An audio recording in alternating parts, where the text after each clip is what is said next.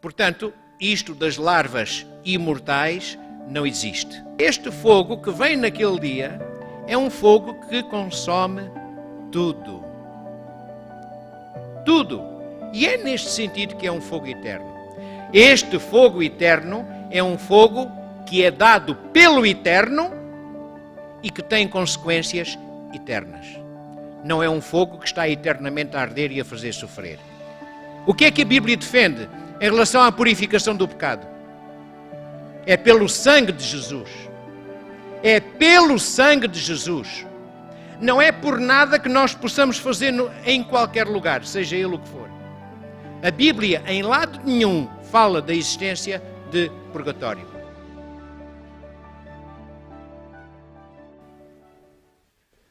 Bom dia. Bom sábado. Ainda estamos a chegar, alguns se calhar ainda estão no restinho do quentinho, mas aqui o calor também existe e é diferente. O calor que podemos ter aqui é eterno e, portanto, é esse que nós devemos beber. A lição da Escola Sabatina que estudamos esta semana é uma lição que para os membros de igreja já com experiência, para as pessoas que conhecem e estudam a Bíblia, não traz novidades. É uma lição conhecida. Obrigado. Os argumentos são conhecidos, os textos bíblicos também são conhecidos, de maneira que se nós ficássemos a olhar só por este ponto de vista, nós poderíamos supor que vamos chover no molhado, como se costuma dizer. Bom, mas a questão não é essa. A questão é que há muitas pessoas que conhecem a Bíblia ou incompletamente ou não conhecem a Bíblia e que seja aqui dentro destas paredes, seja lá fora, através dos meios de comunicação digitais que a Igreja utiliza, necessitarão de um fundamento bíblico para aquilo em que se acredita. A confusão que existe no mundo é gigantesca acerca deste assunto. Aliás, o professor Alberto Tim, professor e pastor Alberto Tim, que é o autor das lições deste trimestre, procurou exatamente respeitar essa necessidade durante um trimestre inteiro, tratar deste assunto. O assunto da morte, da vida depois da morte, do estado do homem na morte e todas as implicações que estes conceitos têm. Ora bem, fogos do inferno. Os fogos do inferno. Normalmente falamos no fogo do inferno. Aqui o título da lição diz que são os fogos. Pelos vistos, há vários tipos de fogos. E vamos ter de saber também o que é isto do inferno. Bom, já temos estudado isso em lições anteriores e vamos continuar nas próximas lições até ao fim deste trimestre. No entanto, nós hoje temos um assunto bem claro e bem específico. Em primeiro lugar, gostaria de relembrar convosco o verso áureo. Está em 1 Tessalonicenses, capítulo 5, versículo 21. 5:21 de 1 Tessalonicenses. Alguém quer recitar? Muito obrigado. Temos aqui duas instruções. Uma é examinar tudo. Mas damos graças a Deus porque o texto bíblico não acaba aqui. E a seguir diz, retende o bem. Ou seja, cuidado. Examinem para saber o que é bom e o que não é bom. E então retenham o que é bom. Desta forma, nós conseguiremos ter uma abordagem mais segura, especialmente se a fizermos de joelhos, sob a orientação do Espírito Santo. Examinar tudo. E é exatamente nessa perspectiva que o autor da lição começa por nos levar a uma viagem poética. É assim uma poesia épica da autoria de Dante Alighieri. Eu não sei se é bem assim que se lê, isto é um nome italiano, não tem tradução em português e, portanto, não consigo ter a certeza. Os meus conhecimentos de italiano são equivalentes aos meus conhecimentos de chinês e, portanto, não sou capaz de ser perfeito na tradução, aliás, na leitura daquela palavra. Bom, este autor, este poeta, é talvez o Camões dos italianos. Este grande poeta é conhecido por Dante. Simplesmente nós o apelidamos de Dante, que é o seu nome próprio. Ele viveu nos finais do século XIII e no início do século XIV, portanto, já foi há uns dias atrás. Temos uma imagem dele, à esquerda. É um retrato pintado por um artista de nome Sandro Botticelli e que é famoso, é muito conhecido. E depois há várias diferenças noutros retratos que tentam copiar este, etc., introduzem algumas variantes. Mas este é o retrato de Dante visto ali de perfil. Bom, então porquê é que o autor da lição foi buscar o Dante? Porque ele escreveu uma obra em 3 volumes em geral, também há num volume só, mas com os 3 capítulos, que é chamado de A Divina Comédia. Já agora, só dizer-vos que, inicialmente, ele intitulou o seu livro como A Comédia. E foi um amigo dele e um seu grande fã que, mais tarde, introduziu a designação A Divina Comédia. Bom, o que ele pretende com este poema épico é realmente um poema bastante extenso e que tem sido utilizado na música e no teatro bastas vezes. É um poema que vai abordar o assunto que nós estamos a estudar este trimestre. E então está dividido em 3 partes, como vos disse. Uma dedicada ao inferno, a outra dedicada ao purgatório e a terceira parte dedicada ao paraíso. Recordem-se que nós estamos nos finais do século XIII, portanto, há mais de 700 anos atrás. E o pensamento religioso acerca deste assunto ainda não estava consolidado. Havia uma série de ideias pagãs à volta da questão do inferno. Havia também ideias cristãs à volta do paraíso. Havia já algumas pessoas que pensavam em alguma coisa parecida com o purgatório, mas isto não estava tudo organizado, digamos assim. Estas ideias não estavam integradas. E é a partir desta obra de Dante que o pensamento de alguns movimentos religiosos cristãos consolidou a doutrina destas 3 fases, ou destes 3 lugares. O inferno, como um lugar de tormento eterno, o purgatório, como um lugar de oportunidade, ainda assim, e o paraíso como um lugar de prémio. A partir dele, então, houve vários movimentos cristãos que assumiram este tipo de conceito. O irmão Filipe Valente pediu a palavra. Já agora, eu peço-vos que só falem se tiverem o microfone na mão.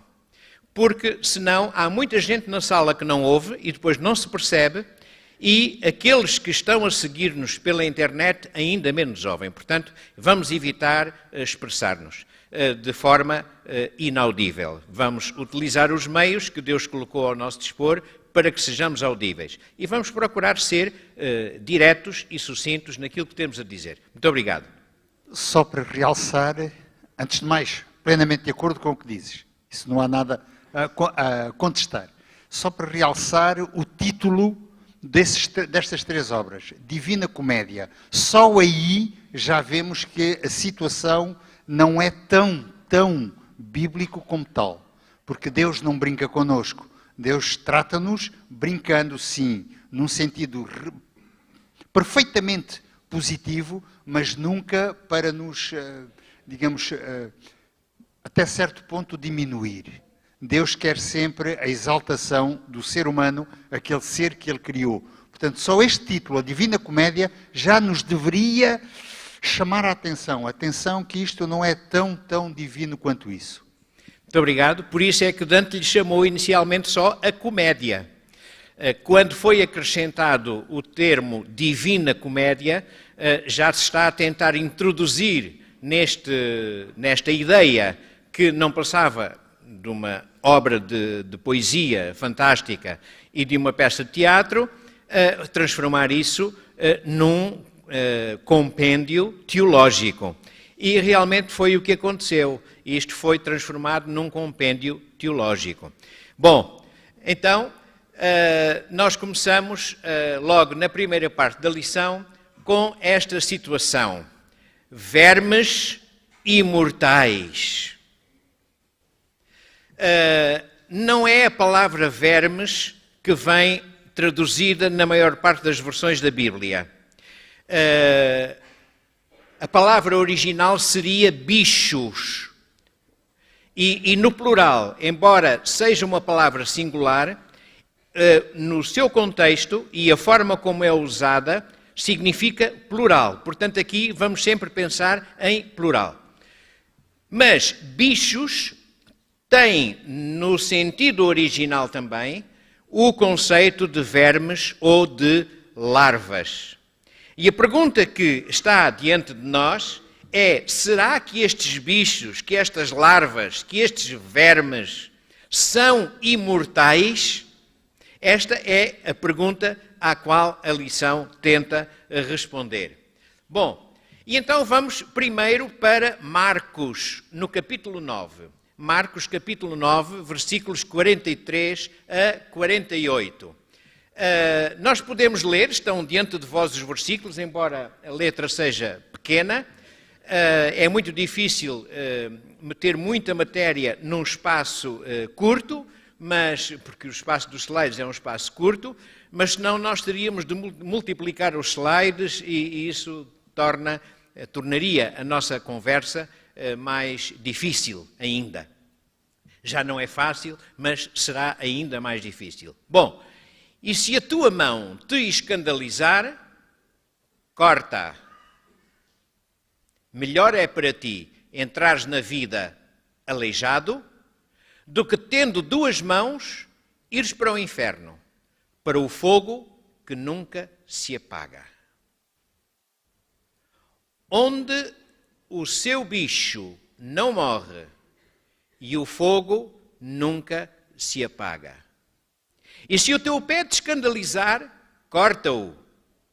Melhor é para ti entrares coxo na vida do que, tendo dois pés, seres lançado no inferno, no fogo que nunca se apaga.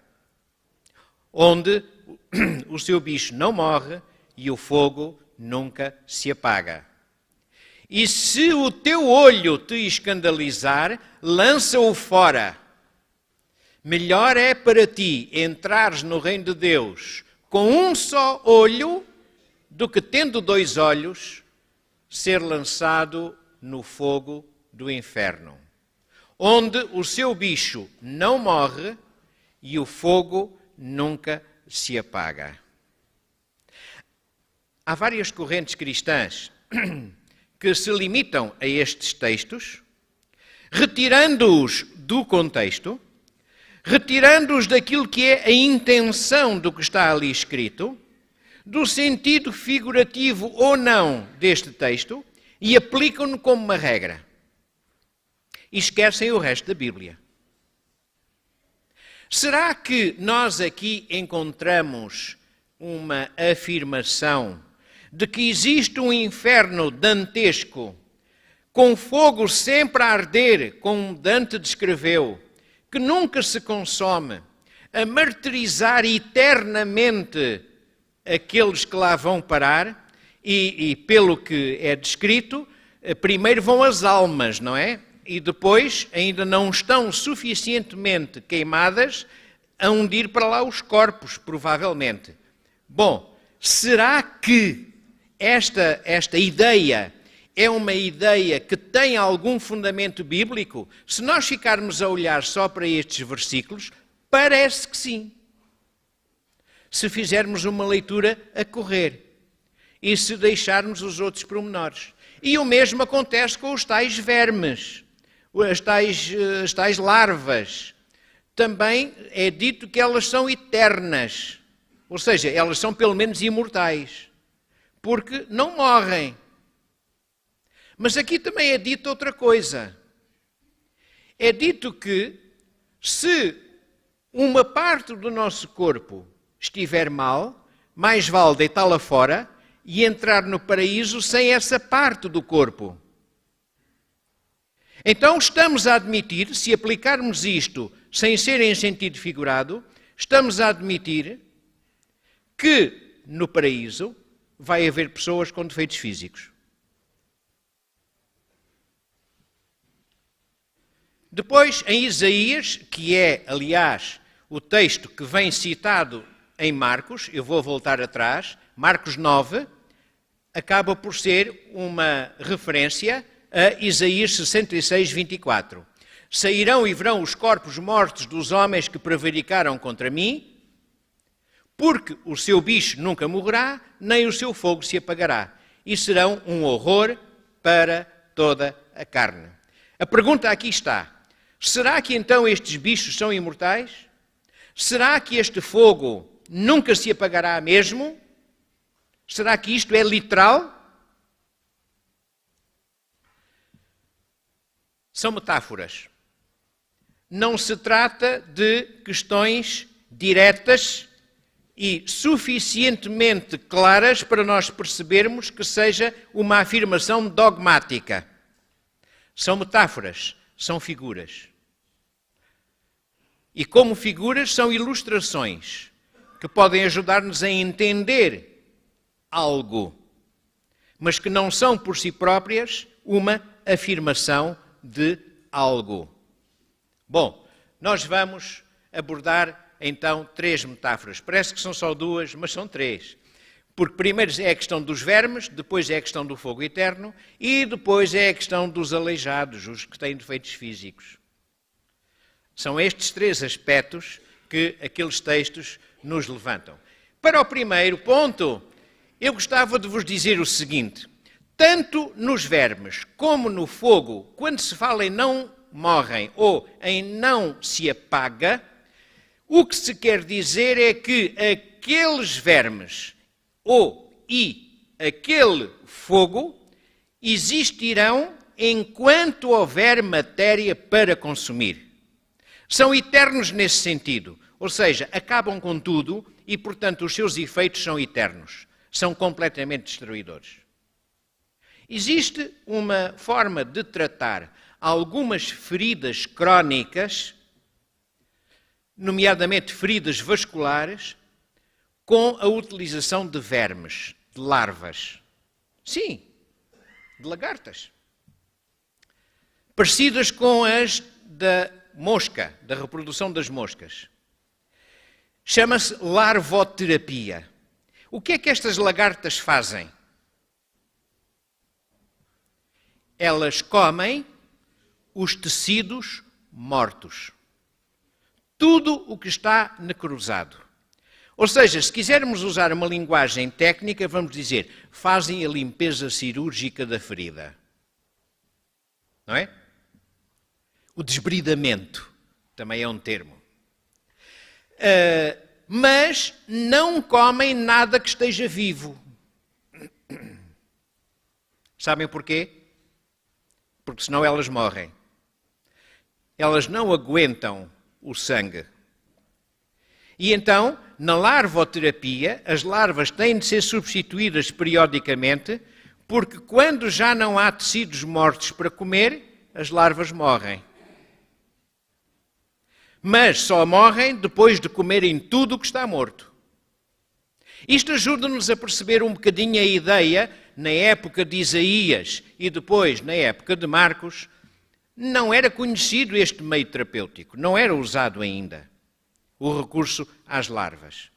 Ainda hoje, há muitos lugares onde este recurso não é usado, até porque as larvas são bastante caras, porque exigem uma criação especial, com condições de assépsia adequadas, porque senão transforma-se um bem numa desgraça, porque pode até surgir uma septicémia. Portanto, se tiverem uma ferida, nada de pensar em pôr lá uma minhoca, está bem?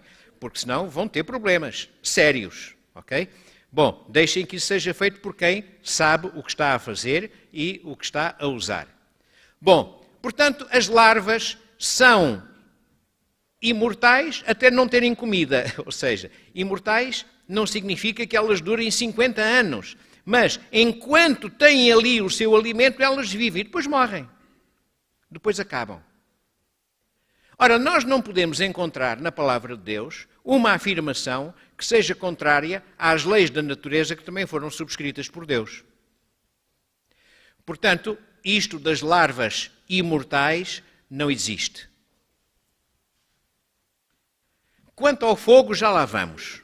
Na parte de segunda-feira estudamos esse assunto. Mas agora temos aqui uma pergunta. Então os aleijados entram no paraíso? Bom, a pergunta está mal feita, mas é de propósito, que é para nos acordar um bocadinho. Claro que os aleijados que aceitam Cristo entram no paraíso. Mas a pergunta então deve ser, mas entram como aleijados ou não? Eu estou a ver muitas cabeças a dizerem que não e algumas bocas a pronunciarem-se a dizerem que não. E dou graças a Deus por isso. Mas, o que é que a Bíblia nos diz? Algum de vós quer encontrar um texto bíblico que possa responder a esta pergunta? Fica o desafio no ar.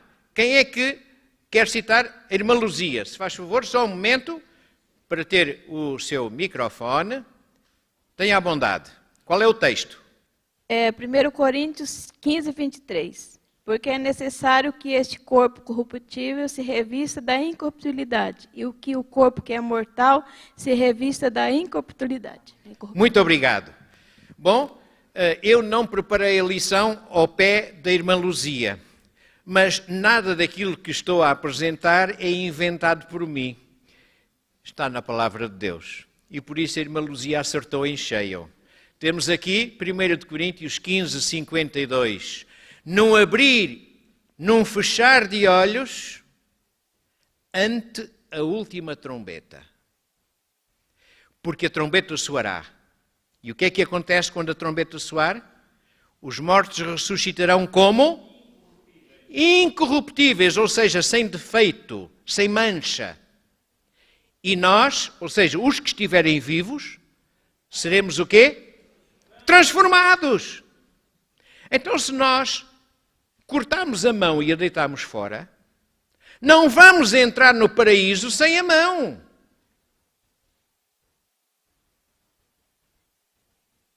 Porque vamos ser transformados. Logo, este conceito, o que quer dizer é outra coisa. Não está aqui a falar de que os aleijados entram no paraíso sem mão, ou sem olho, ou sem pé, ou sem fígado, ou sem seja o que for. O que está aqui a dizer é que há coisas que nós na vida às vezes precisamos de dispensar para que a nossa ligação com Deus possa estabelecer-se de forma efetiva. E então mais vale sacrificar essas coisas. Não se trata aqui de cortar as mãos, os pés. Não é a autoflagelação que está aqui em causa. O que está aqui em causa é muito mais profundo. É uma entrega do nosso íntimo, do nosso eu. E essa entrega, sim, é que vai garantir que o Espírito Santo continue a trabalhar em nós e nos vá transformando já nesta vida para que no último dia, quando for a ressurreição, como nós vimos ali, reparem que o texto fala em ressurreição. Nesse dia, todos serão transformados. Os mortos ressuscitarão já completamente sem mancha e os que estiverem vivos serão transformados. No abrir e fechar de olhos, ou seja, instantaneamente. Isto é aquilo que está prometido. Mas há mais textos. Em Apocalipse capítulo 21, versículos 1, 4 e a primeira parte do versículo 5. Vejam bem, vi um novo céu e uma nova terra. Porquê? Porque já o primeiro céu e a primeira terra passaram e o mar já não existe. E Deus limpará dos seus olhos toda a lágrima. Não haverá mais morte, nem pranto, nem clamor, nem dor. Porquê? Então onde é que está o inferno a arder sempre? Não haverá mais morte, nem pranto, nem clamor, nem dor. Onde é que está a ideia do sofrimento eterno? Não haverá mais morte, nem pranto, nem clamor, nem dor, porque já as primeiras coisas são passadas. E o que estava sentado sobre o trono disse: eis que faço novas todas as coisas. Novas, tudo é novo. Tudo o que estava corruptível é revestido de incorruptibilidade, conforme a irmã Luzia nos trouxe há momentos. Transformação total. Então, isto é a conclusão desta dúvida. Se nós não podemos inferir, com base em Marcos 9, que os defeitos físicos permanecem no paraíso, aparentemente parece que aquele texto está a dizer que vai haver pessoas com defeitos físicos no paraíso. Se nós não podemos concluir isso, também não podemos inferir, com base nos mesmos textos, que os condenados serão devorados sem fim por vermes imortais durante toda a eternidade. Doutora Maria Rosa pretende usar da palavra, se faz favor.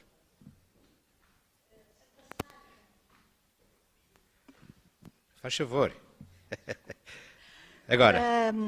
Lembrou-me a passagem da primeira de São João, no capítulo 3, logo no início diz: vede que grande amor nos tem concedido o Pai, a ponto de sermos chamados filhos de Deus. E, de facto, somos filhos de Deus. Por esta razão, o mundo não nos conhece, porquanto não mesmo. Mas depois do versículo 2. Amados, agora somos filhos de Deus e ainda não se manifestou o que havemos de ser. Sabemos que, quando Ele se manifestar, seremos semelhantes a Ele, porque haveremos de vê-lo como Ele é. Esta passagem, creio que nos ajuda a compreender que realmente não será com maleitas, não será com... Exatamente. Não é? Muito obrigado. Muito obrigado. É um complemento doce, como só podia ser, desta afirmação, no meio de uma coisa que é um bocado cruenta, não é? Quem tiver uma mão que o escandalize, corte-a e deite-a fora, mais vale entrar assim no paraíso. Não vai entrar assim no paraíso. Ninguém vai entrar assim no paraíso. Seremos semelhantes a quem nos criou, não é? Desde o início já fomos criados assim, semelhantes a quem nos criou. O irmão Filipe Valente pediu a palavra. Faz favor. As únicas marcas que permanecerão eternamente são as marcas no corpo de Cristo, nas mãos e nos pés e no seu lado. E isso fará recordar que, para que nós sejamos perfeitos como Deus é, foi necessário que algo tivesse sucedido. E essas serão as únicas marcas que vão permanecer nas mãos e nos pés de Cristo.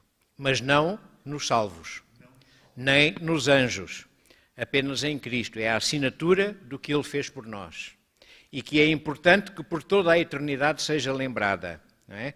Para que não seja esquecida. Não vá alguém ter a tentação de enfim, esquecer o valor incomensurável do sacrifício de Jesus. Bom, então se nós não podemos, com base naquele texto, concluir uma coisa que não está lá, também não podemos concluir a outra.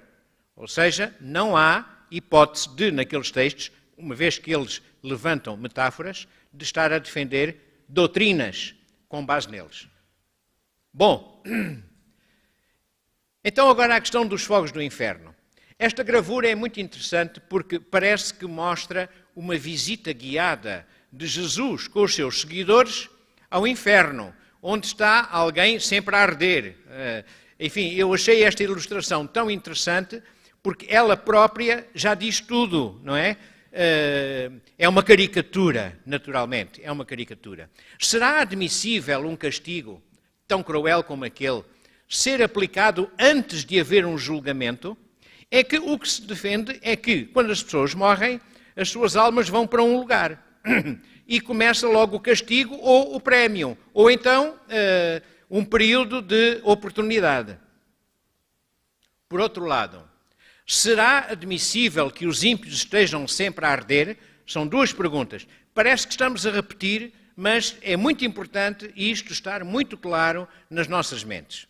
Bom, vamos ver o que é que a lição nos disse. Quanto a ser ou não admissível um castigo, antes do julgamento, nós vamos falar disso daqui a pouco, quando falarmos no purgatório. Mas a pergunta que agora está no ar e que eu peço que considerem é: será admissível os ímpios estarem sempre a arder? Será que isto é admissível? Pelas leis da física não é admissível. Mas, por milagre, acham que seria possível? Nós tínhamos de pensar que ali haveria uma sequência de milagres instantaneamente constante. Desculpem lá, isto parece que não faz sentido. Mas é verdade. Deus teria de estar a operar milhões de milagres em cada instante da vida, a transformar aquilo que está consumido em não consumido, para que possa ser outra vez consumido, e etc. por aí fora. Isto não faz sentido, uma coisa destas. Além disso, qual seria o estado de espírito dos salvos a contemplarem, como aquela gravura nos mostrava, a irem visitar o lugar onde estão todos a sofrer? E como é que nós integramos isso no texto de Apocalipse que lemos há pouco? Não haverá mais clamor, nem pranto, nem dor. Eu já dou a palavra, Sónia. Há dois textos que dão a resposta a esta pergunta. E eu peço-vos que procurem já localizar pelo menos um desses textos. Sónia, se faz favor. Sobre esta questão, acaba por estar uma interrogação na nossa mente. Se o pecado acaba por ser mais forte do que o poder de Deus. Ou seja, Deus não tem capacidade para o exterminar nem o extinguir. Porque se tiver uma coisa constantemente ali a arder, quer dizer que o poder de Deus, a misericórdia de Deus, em sanar completamente o pecado, não se aplica. Exatamente. É ineficaz, não é? Portanto, estamos a limitar os poderes de Deus e a deixar de o considerar como omnipotente. Sabemos quem é que defende essa ideia, não é? Então, já pensaram em textos? Alguém descobriu um texto que responda a esta pergunta? Ora, quem é? Quem é? Foi o irmão Filipe Valente, faz favor.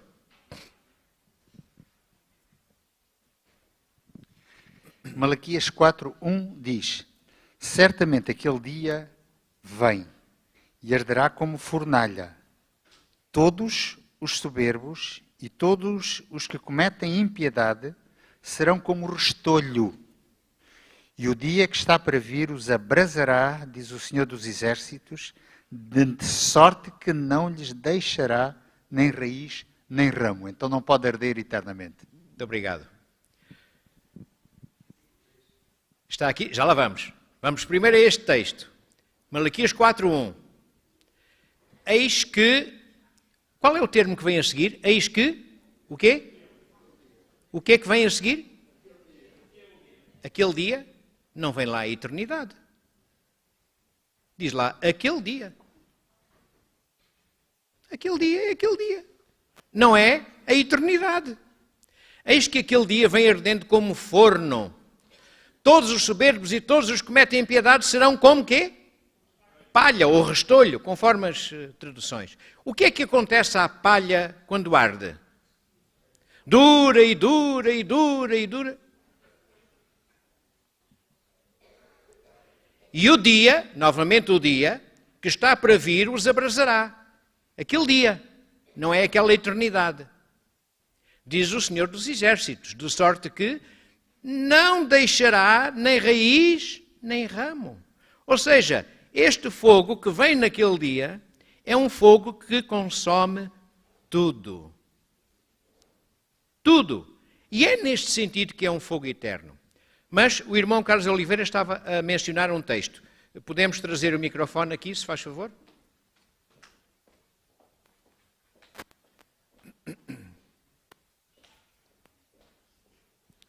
Muito obrigado. É o versículo 3 de Malaquias 4. Pisareis os perversos, porque se farão cinzas debaixo das plantas de vossos pés, naquele dia que preparei, diz o Senhor dos Exércitos. Muito obrigado. Portanto, a ideia das... Fertilizar a terra. Uma forma de... Fertilizar. Dar exatamente. Um adubo, digamos, sim, à terra, sim. que serão as cinzas. Exatamente. Ok. Obrigado. Portanto, as consequências eternas estão aqui bem marcadas, mas não a eternidade do fogo. Os efeitos eternos, sim, mas não a eternidade do fogo, ok? No sentido de que nunca se apagará e de que aqueles que estão a ser consumidos nunca deixarão de ser consumidos. Isto não faz sentido. Mas, vamos a Judas 7. Judas, versículo 7. E agora reparem como é interessante este texto. Assim como Sodoma e Gomorra e as cidades circunvizinhas, que havendo-se corrompido como aquelas e ido após outra carne, foram postas por exemplo, sofrendo a pena do fogo eterno. Então este fogo eterno já temos um exemplo, diz ali, exemplo. Já temos um exemplo em Sodoma e Gomorra, que ainda estão a arder desde há séculos atrás. Não? Então, arderam e a sua destruição foi definitiva. Foi total. Este fogo eterno é um fogo que é dado pelo eterno e que tem consequências eternas. Não é um fogo que está eternamente a arder e a fazer sofrer. Isso não cabe no conceito de um Deus de amor. O microfone, se faz favor. Não, desculpa lá, mas tem de ser. Quem está a seguir-nos merece ouvir. A destruição total é diferente do sofrimento eterno. Exatamente. São coisas completamente diferentes. Exatamente. Muito bem. Muito obrigado. Então, há alguma dúvida em relação à duração deste fogo? Alguém tem alguma questão a levantar? Então, há ali vamos lá então, se faz favor, o irmão Miguel Rodrigues. Eu só queria dizer, em relação ao versículo anterior, que tu também já frisaste, Emanuel, sim, é que até nesse versículo aí diz como palha, nem sequer como árvore. É como palha que é consumida muito rapidamente. E em relação ao outro versículo, que fala em fogo eterno, nem sequer fala que Sodoma e Gomorra são eternas. Até o fogo é que é eterno. Portanto, havendo aí alguma dúvida, nem sequer seriam as pessoas que seriam eternas. Portanto, é realmente as consequências do fogo que são eternas. Portanto, aí é outro exemplo interessante. Muito obrigado. Mas a Bíblia menciona, nomeadamente em Apocalipse, no capítulo 20, várias coisas interessantes, e uma delas é o lago de fogo. Então, em que é que ficamos? Estudem a lição 13, quando chegar o 13º sábado, e vão ter a resposta a esta pergunta, está bem? Então, não vamos hoje aqui aprofundar a questão do lago de fogo, porque ele cabe no assunto da lição 13. O irmão Carlos pediu a palavra, lá atrás. Peço desculpa, eu não tinha visto. Só complementar a questão anterior, Apocalipse 21:8 diz que esse fogo ele representa a segunda morte. Obviamente, mas já lá vamos. Muito obrigado. O microfone, se faz favor. Sim. Então, irmão, só um complemento que foi dito em relação ao fogo eterno, né? Se nós olharmos para quem é Deus, a Bíblia diz que Deus é amor, é a essência do amor. Mateus 25:41 diz que o lago de fogo foi reservado e preparado para Satanás e os seus anjos. É com muito pesar que Deus vai ver os seus filhos sendo condenados a esse fogo, né? A essa destruição. Então, se nós entendermos que Deus vai sentir prazer, ou este fogo vai durar eternamente, nós esquecemos então que Deus é amor e vamos entender que Deus seria um carrasco, né? Que sentiria prazer em ver os seus filhos eternamente queimando, ardendo, enfim, em todo esse sofrimento que se diz em relação ao inferno, né?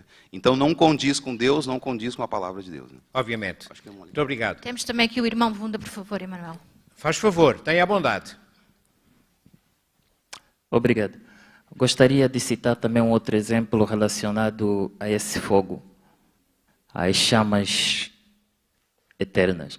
Se fosse realidade, ou se a gente tivesse que encarar isso no sentido literal, é como se Satanás, e nesse caso os ímpios que estarão sendo consumidos pelo fogo, estariam a resistir a esse fogo de Deus. Né? E não é possível. Quem pode subsistir-se contra a ira de Deus? Ninguém. Se o fogo tivesse que permanecer, é como se Satanás tivesse dizer, daqui também o Senhor não vai me conseguir. Quer dizer, Satanás estaria ali no fogo, não seria possível ele sair, mas também o fogo não teria o poder dele consumir. Então é mais ou menos isso. Obrigado. Muito obrigado. E já agora, permitam-me só uma pergunta, porque estas duas intervenções, do irmão Wunda e da irmã Sónia, são coincidentes, são concordantes.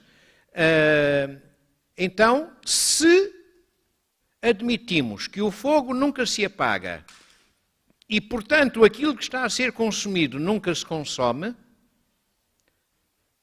temos de admitir que a causa que leva à existência desse fogo também nunca será destruída. Ou seja, o pecado nunca será destruído se considerarmos esta ideia de que vão estar sempre a ser consumidos. Então a promessa bíblica de que a morte será vencida, por exemplo, deixa de fazer sentido. Estão de acordo com esta conclusão? Para nós concluirmos que tanto o pecado como o pecador não arrependido serão destruídos totalmente e para sempre, nós temos de admitir que este fogo é eterno nas suas consequências, mas não na sua duração. Mas vamos deixar o lago de fogo para quando for estudado na lição 13. Temos o pastor Rogério Fernandes, faz favor. Seria bom também perdão, falarmos na chamada proporcionalidade do castigo. Todo o sistema da justiça humana é baseado na justiça divina. Quem é o juiz? Deus. Quem é o acusador? O Ministério Público? Satanás. Quem é o nosso advogado? Jesus. E nós vemos também que na justiça humana o castigo é na proporção do crime, da falta.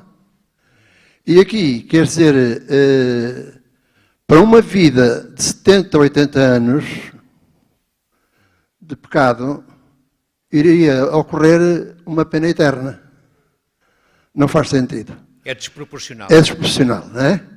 E temos que ter em conta que esta doutrina do inferno tem feito mais ateus, tem criado mais ateus do que outra coisa qualquer. Não é? Quem visita, por exemplo, o Vaticano e chega ali, tem aqueles nichos onde tem aqueles santos aqui e acolá e tal, onde reparar que atrás do santo está sempre o manto da morte, a foice, o anjo com a foice, com o castigo. Portanto, todos aqueles que de alguma forma temem pela pena do inferno, ninguém vai, costumo dizer, ninguém vai para o céu a fugir do inferno. Mas eu gostaria de dizer uma coisa. A minha mãe, que era uma pessoa simples, ela contava que a sua infância foi uma infância terrível. Porque a mãe dela, minha avó, foi a única que eu conheci, era uma pessoa muito crente. E então era sempre aos filhos, não faças isso, senão a tua alma vai para o inferno. E sabem que a lógica das crianças às vezes funciona melhor que a de um adulto. E a minha mãe ficava sempre atormentada, porque a alma dela ia para o inferno, podia ir para o inferno. Até que ele um dia cresceu e disse, espera lá, então, se a minha alma vai para o inferno, não sou eu. E diz que a partir dali começou a viver de uma forma mais descontraída, mais feliz. Porque afinal não era ela, era a alma dela. Muito obrigado. O pastor Rogério Fernandes sempre com a boa disposição à volta dos assuntos sérios, não se desviando da intenção do assunto sério.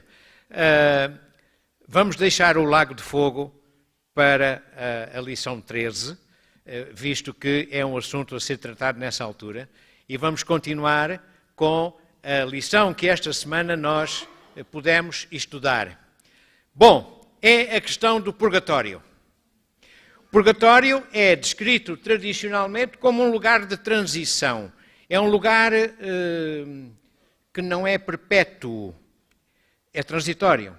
Ou seja, vão para ali as pessoas, ou as almas das pessoas, que não têm um crime suficientemente grande para ser considerado como tendo de ir para o inferno, ou que ainda têm uma possibilidade de ver uma mudança na sua vida, uma nova oportunidade. E, portanto, vale, durante este período, a atitude de si próprio e a atitude dos vivos, que pode ser em seu favor. Então entra aqui penitências, sufrágios, esmolas, indulgências, etc. Não vamos aprofundar esta matéria. Falámos disto quando se falou do trabalho de Lutero, por exemplo, que este foi um dos assuntos-chave para a reforma que ele implementou,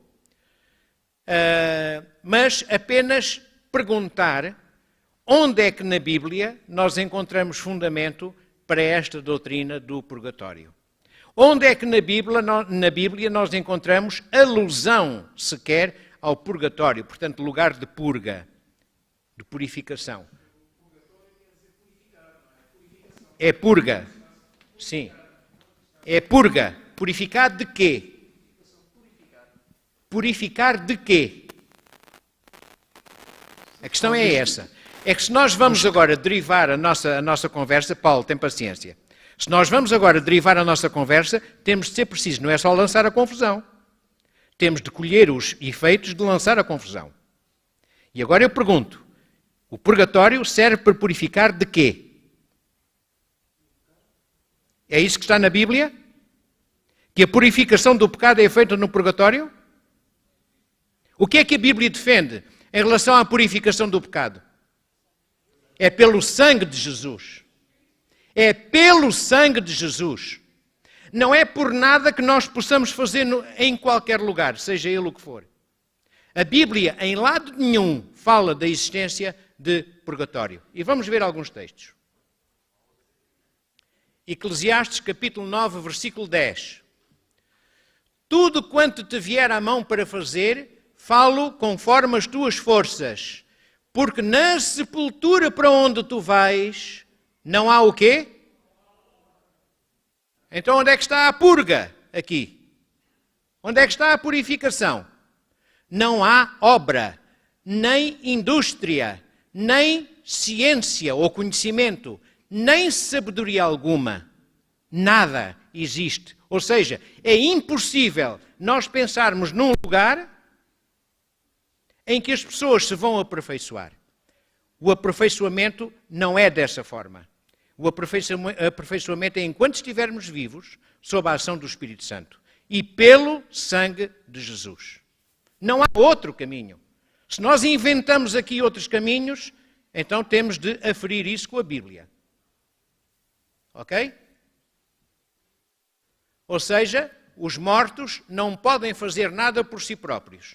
Eles não podem fazer nada para alterar o seu destino eterno. Já estão mortos. Perdão? O microfone aqui, se faz favor. Não temos som no microfone? É o microfone que está na mão do Érico. Não há segunda oportunidade. Exatamente. Nós temos milhões de oportunidades ao longo da nossa vida, enquanto estamos vivos. Até que chega um momento em que ou morremos e fechou-se a nossa porta da graça, ou fechou-se a porta da graça porque Jesus vem. E acabou a oportunidade. Faz favor? E, Manuel, nem podem eles fazer nada por eles, nem podemos nós fazer nada por eles. Já lá vamos. Por enquanto estamos a falar dos mortos. Já vamos falar dos vivos, ok? Pronto, então aqui não temos dúvidas. Muito obrigado, Maria. Então, vamos ver agora em Ezequiel capítulo 18, versículos 20 a 22, que é exatamente o fundamento daquilo que a irmã Maria Damásio acabou de referir. Dizem, a alma que pecar, essa morrerá. Já sabemos que o conceito de alma na Bíblia é a alma vivente, a pessoa, ok? O indivíduo. O filho não levará a maldade do pai, nem o pai levará a maldade dos filhos. A justiça do justo ficará sobre quem? Sobre o pastor. É? Sobre os anciãos. A justiça do justo ficará sobre si, e a impiedade do ímpio cairá sobre si. É preciso mais clarificação do que esta? Mas continua. Mas, se o ímpio se converter de todos os seus pecados, a oportunidade de que se falava aqui, se o ímpio se converter de todos os seus pecados, portanto, não é o morto, é o ímpio, se converter dos seus pecados que cometeu, se guardar todos os meus estatutos e fizer juízo e justiça, portanto ainda vai viver, nem que sejam uns segundos, como foi o ladrão na cruz, ainda vai viver de acordo com essa nova vida, se ele conseguir guardar tudo isso e fizer juízo e justiça, certamente viverá, não morrerá, portanto ainda não está morto, ainda está vivo. De todas as suas transgressões que cometeu, não haverá lembrança contra ele. Pela sua justiça que praticou, viverá. Isto agora podia levar-nos aqui a uma conversa muito longa por causa da sua justiça. Nós sabemos o que é a justiça que nós podemos adquirir. É a justiça de Cristo, quando somos justificados. E não temos tempo, infelizmente, para aprofundar agora esta matéria, que não é assunto desta lição.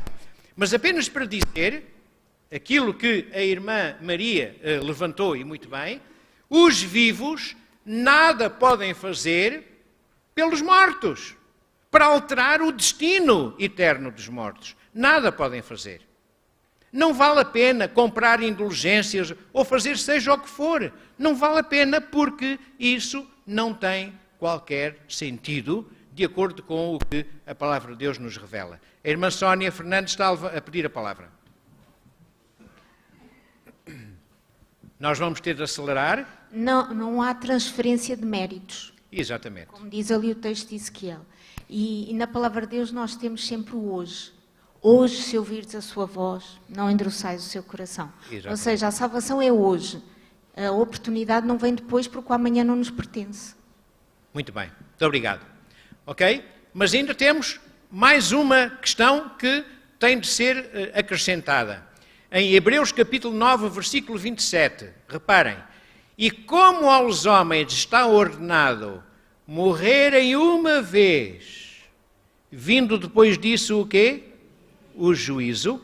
Aqui estamos a falar da primeira morte. Enquanto que na destruição pelo fogo, nós estamos a falar da segunda morte. Não vamos agora aprofundar isto também. Mas a primeira morte, digamos que é a morte natural. A morte natural aqui é entre aspas, porque nenhuma morte é natural, ok? Toda a morte é contra a natura, porque Deus criou-nos para vivermos. Mas essa morte, que é a morte resultante da vida neste status quo de pecado neste mundo, essa morte é a morte primeira. Mas a morte como consequência de não aceitarmos o plano de Deus para a salvação, essa é a segunda morte, que é a que tem consequências eternas. Porque da primeira todos ressuscitarão. Da primeira morte todos ressuscitarão. Os salvos para serem transformados e levados. Os ímpios para morrerem outra vez e depois então serem novamente ressuscitados e destruídos eternamente. Bom, mas aquilo que fomos buscar neste texto é que depois desta primeira morte vem o juízo. Ora, não podemos meter na nossa cabeça que a condenação é antes do juízo. Não podemos, isso não é legal, não é lógico, não faz sentido. Ou seja, quando nós morremos da primeira morte, nós entramos num sono, nada fazemos, é uma espécie de um repouso, é um estado de inconsciência absoluta, nem sequer é uma anestesia geral, é muito mais do que isso, nem é um estado de coma, é ainda mais do que um estado de coma, nem é uma hibernação, é ainda mais do que a hibernação. É um estado de inconsciência total, em que nada podemos fazer, em que ninguém nada pode fazer por nós. Acabou. Mas seremos ressuscitados. Neste período de tempo, depois da segunda vinda de Jesus, então há um período de tempo para o julgamento. E no fim deste período, os ímpios serão ressuscitados e serão então cumpridores da sua pena. Depois do julgamento. Não é antes do julgamento. Portanto, não é agora, quando nós morremos da primeira morte, que a nossa alma vai para aqui, para ali ou para acolá, para ser castigada, premiada ou purificada. Isso não existe na palavra de Deus. Não existe. Graças a Deus, sim. Graças a Deus. Ou seja, a pena só será aplicada depois do julgamento. Bom, e agora? As almas que sobem para o paraíso. Será que, quando as pessoas morrem da primeira morte, as almas já estão a subir para o paraíso? Bom, por aquilo que acabámos de ver, isto não tem cumprimento. Não pode haver prémio antes do julgamento. Portanto, não há esta possibilidade. Na Bíblia não encontramos nada que defenda esta ideia. E encontramos a resposta em Atos capítulo 2, versículos 29 e 34, primeira parte. Reparem, varões e irmãos, seja-me lícito dizer-vos livremente acerca do patriarca Davi, que ele morreu, foi sepultado, e entre nós está até hoje a sua sepultura. Porquê? Porque Davi não subiu aos céus. Queremos uma coisa mais clara? Não diz aqui que a alma de Davi foi para aqui, para ali ou para acolá. E notem, eu não estou aqui a acusar nenhuma igreja especificamente. Porque há várias igrejas cristãs que defendem esta ideia. E o nosso objetivo não é acusar ninguém. Mas é, examinei tudo e retendo bem. Ou seja, vamos ver o que há à nossa volta e procurar que, pela ajuda de Deus, consigamos concluir aquilo que é mesmo a sua vontade, aquilo que é a verdade. Sim. Davi não subiu aos céus. Ou seja, não há nenhuma alma que tenha sido premiada ou castigada até no exemplo de Davi. 1 Coríntios 15, 16 a 18. E agora é o texto que a irmã Luzia há pouco nos queria transmitir. Porque se os mortos não ressuscitam, também Cristo não ressuscitou. E se Cristo não ressuscitou, o que é? É vã a vossa fé, e ainda permaneceis nos vossos pecados. E também os que dormiram em Cristo estão perdidos.